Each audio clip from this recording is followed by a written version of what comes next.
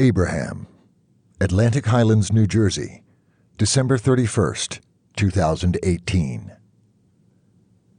We stood side by side in our living room.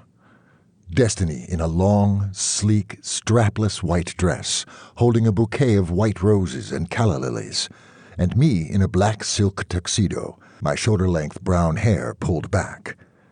She had a little crown of white roses in her beautiful, long red hair and wore understated makeup. She also wore flat-heeled shoes because she was 2 inches taller than me. I didn't mind. I liked tall women, but she also said it was more comfortable. Perhaps this was elaborate for a vow renewal, but we both craved something more meaningful than our first ceremony.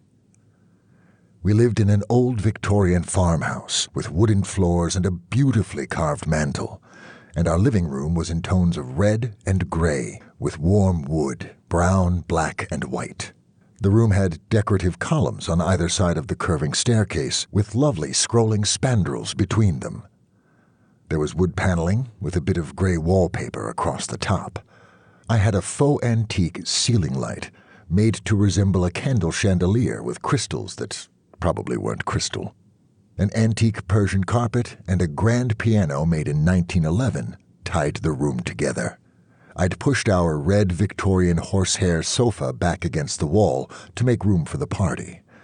A table in the corner held a television, neither huge nor tiny, showing the New Year's Eve ball drop countdown. The guests had been told that the ceremony would happen right after the start of the new year. The rest of the room had an antique wooden bar, a long wooden table with a white tablecloth and vases of roses at each end, a table with a wedding cake that I couldn't eat, of course. It smelled divine, however, sweet and creamy. I also had some wooden chairs with red velvet cushions and some brown leather armchairs.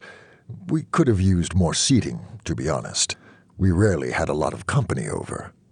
We had set one corner of the room up as a photo area, with a backdrop depicting a snow scene and an immense quantity of flowers with lights and a professional photographer. Destiny and I had already posed at length, but the photographer was planning on taking both still photos and video of the ceremony.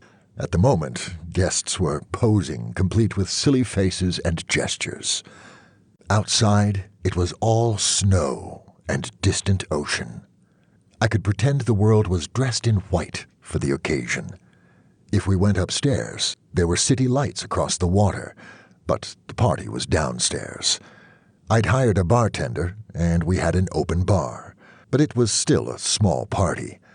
Mostly Destiny's family, friends, co-workers, and my 2 guests, my lawyer and my accountant, Dave. To be honest, I was a bit of a recluse, or perhaps a crazy cat man.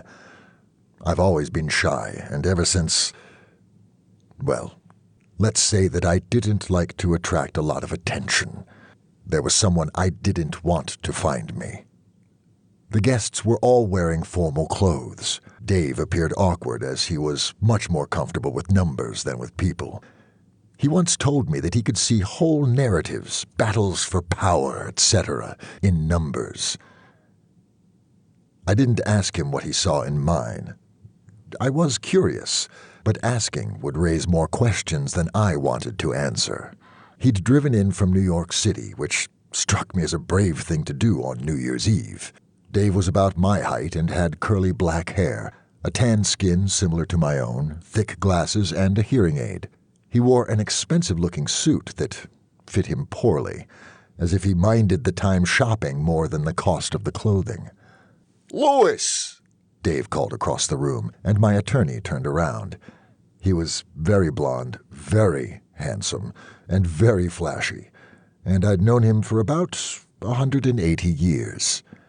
His suit probably cost as much as some people's cars, and fit like it was tailored for him, which I suspect it was.